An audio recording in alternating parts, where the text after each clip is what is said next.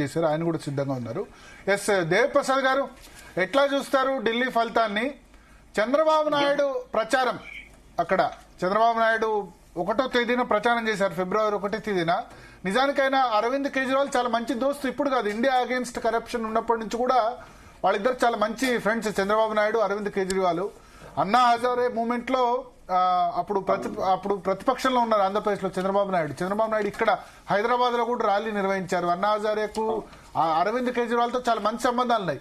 అయినా సరే ఇప్పుడు మిత్రధర్మం ఉంది కాబట్టి, ఎన్డీఏలో పార్టీగా ఉన్నారు కాబట్టి ఆయన ఈ అరవింద్ కేజ్రీవాల్ కు వ్యతిరేకంగా ప్రచారం నిర్వహించారు. ఆయన ప్రచారం చేసిన కాన్స్టిట్యున్సీస్ అన్నింటిలో కూడా బీజేపీ లీడ్ లో కనిపిస్తుంది. అరవింద్ కేజ్రీవాల్ ఒక విధంగా ఎదురెత్తున్న సిచ్యువేషన్ ఉంది.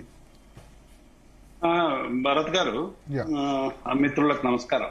అంటే ఢిల్లీ ఎన్నికలు ఒక నెల నుండి చాలా తీవ్రమైనటువంటి చర్చ కనబడతా ఉంది. ఎందుకంటే ఆ పార్టీను మిగతా రాజకీయ పార్టీలాగా కాకుండా ఒక ఐడియలిస్టిక్ గా, ఒక ఆదర్శవాదమైనటువంటి రాజకీయ పార్టీగా మేధావులు గాని, ప్రజలు గాని, ఢిల్లీ ప్రజలకు గాని భావించడం వల్ల 2 సార్లు అప్రతిహితంగా అధికారంలోకి వచ్చినటువంటి మాట వాస్తవం.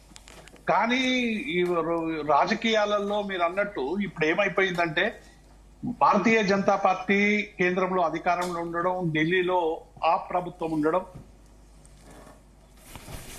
వీటి మధ్య ఘర్షణల వాతావరణం ఎప్పటికప్పుడు చవి చూడడం అనేటువంటిది ప్రజలకి ఒక సరైనట్టుగా కనెక్ట్ కానటువంటి విషయంగా మనం అర్థం చేసుకోవాల్సినటువంటి అవసరం ఉంది. తెలంగాణలో కూడా మీరు చూసినప్పుడు కేసీఆర్ కు బీజేపీకి ఏదో పొత్తుందని చెప్పి రకరకాలుగా భ్రమింపజేసేటువంటి ప్రయత్నం చేస్తే ప్రజల్లో కొంత నమ్మినటువంటి మాట వల్ల మేము కొంత నష్టపోయినటువంటి విషయాన్ని మీరు కూడా చూశారు.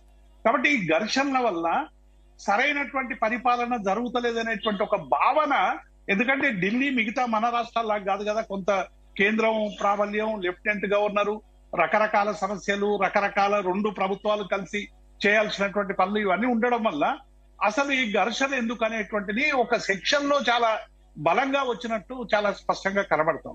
అట్లాగే రెండవది, భారతీయ జనతా పార్టీ ఒక సుదీర్ఘ కాలంగా మిడిల్ క్లాస్ పీపుల్, ఉద్యోగులు, కార్మికులు, తర్వాత సెంట్రల్ గవర్నమెంట్ ఎంప్లాయీస్ అందరూ కూడా తమ ఇన్కమ్ ట్యాక్స్ రేజ్ చేయమని ఒక దశాబ్దాల కాలంగా పోరాడుతున్నా కూడా ఎన్నడూ కూడా సరైనటువంటి రీతిలో ప్రతిస్పందించినటువంటి ఎన్డీఏ మొన్న ఎన్నికల ముందు, ఈ ఆప్ ఎన్నికలకు సంబంధించి 5 రౌండ్లు కంప్లీట్